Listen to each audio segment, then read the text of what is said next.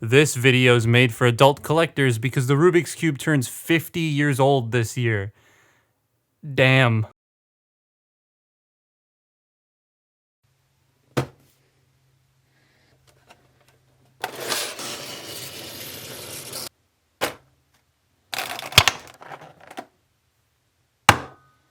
Man, that's heavy. This is a Rubik's Cube. Don't worry, we'll get transformery in a second. Please bear with me. But this is a Rubik's Cube, and it's a toy that's been around for 50 years now.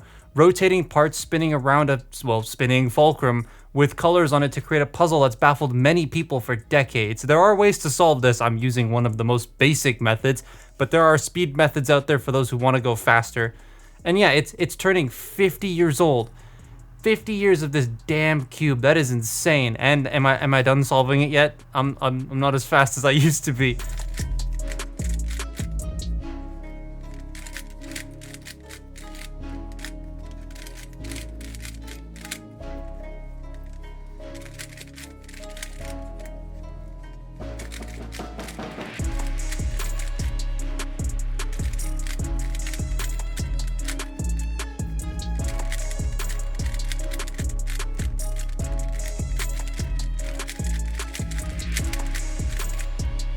There we go. Anyways, they collaborated with Bandai to make this, a Chogokin Rubiks Cube. Told you it would get transformery. This isn't an actual Transformers branded product, but it does transform into a robot. This robot. But as a cube, god damn, it weighs a lot. Like a lot, oh my lord. Speaking of Transformers branded product, this just arrived. I think I know what's in here, but we'll see. I don't have a knife, so flat handle screwdriver is going to have to do it.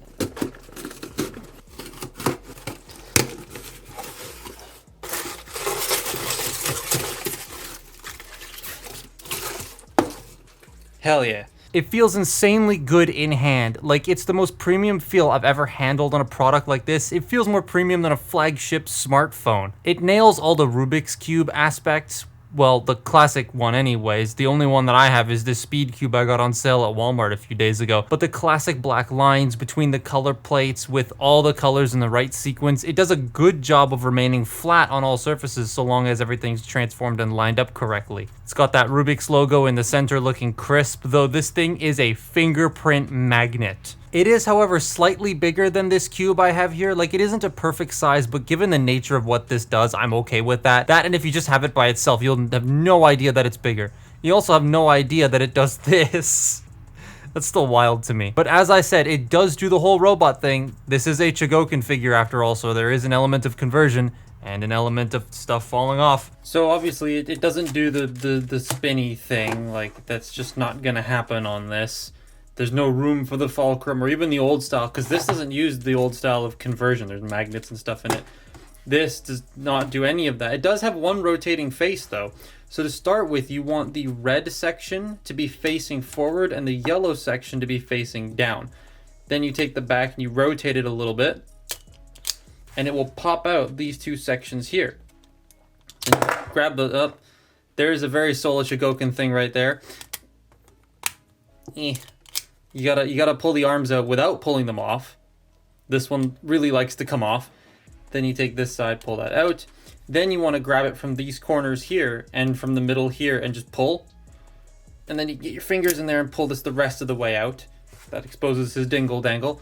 Then you bring this section down, unfurl it, flip out the feet, rotate at the lower legs, or upper legs, sorry. Then we can work on the hands. So you pull these down and then out, down and then out. Then you want to take the Rubik's logo here. You put your nail in there and shift it forward. Then you pull that out. And then you bring this section up, slide it forward, close that up. And there you have them. That's it. Oh, stand up straight, idiot. Come on, man. There we go. That's it. There he is. There's Rubik's robot. This really does nothing. You can display it like this if you want to. It does do that, but I'm going to leave it square. Yay. That looks a lot like an old Toku robot of some kind, especially the vac metal chrome head. Good lord, that head hates my lights. Also, why is his PP hanging out? Like, is that necessary? That's not necessary. But it looks like a robot made out of Rubik's Cube parts. It's a bit messy in terms of color, but that's what you get from what he turns into, so I'm not mad. I like the way this turned out, with the extra bits of fake color to make it seem like the cube has shrunk down in certain areas, with the chrome fists and feet. He doesn't really have much in the way of heels. Like, I don't know if these bits are supposed to do anything. They don't on mine. But it seems to stand okay, and he reaches about the size of a deluxe, like around the size of Quake or Needlenose. And firing missile, shit, where did it go? But the one thing I am disappointed about is the articulation, because as someone who is so used to toys like Studio Series and Legacy that transform and have so much articulation on them, I would expect for $100 that the posing would be a lot better on this. So there's no posing on this. It has movable joints for things, but they're not useful much. So the head can rotate, it can do a full 360, he can look up and he can look down, so that's nice. The shoulders are on ratchets, they can rotate a full 360, they cannot go out, they do not have a bicep swivel, they bend inward like this, there is nothing at the wrist, there's nothing at the waist, hips can go forward all the way, they can go back, there's no in and out, you have a thigh rotation, you have 90 degrees of bend at the knee, and the feet can move up. So for usable articulation, there isn't any. That's it. Maybe that. Oh no, I've got a tummy ache. That's pretty much all you can do with him.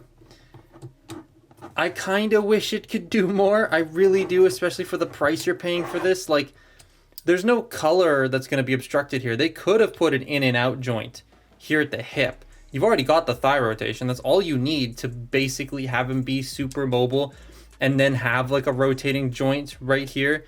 But I'm gonna take this arm off again. It doesn't rotate. It doesn't do anything. There's a cut, but obviously it's just, you know, attached together. So they could have. There was room for all that stuff, but they didn't. And it feels a bit for the price you're paying. I'll talk more about the price later, but like it could have been a bit better. The stand can come in as a little seat, which is cool, but yeah, this thing is expensive. And I like it a lot as someone who can solve a Rubik's Cube and used to collect the different ones way back in the day. But this is an expensive novelty. I got this at Hobby Genki for like $56 US before shipping, and after shipping, because I paid for fast shipping, it was about like 86 bucks. But 100 is quite a bit for something like this. Granted, the material cost for all the metal in here, not to mention the firing missile and the chrome and the license of the Rubik's Cube name, makes this price seem more reasonable. And if you're looking for something to pose though, this is not it. But if you want the cool novelty of a thing that feels premium, then yeah, go for this. This is nifty. But it is a big price. Like that is a large price to go for. But that's my look at the Chogokin Rubik's Cube Transformer. Follow me on Twitter and Instagram, and I'll see you next time. Bye-bye.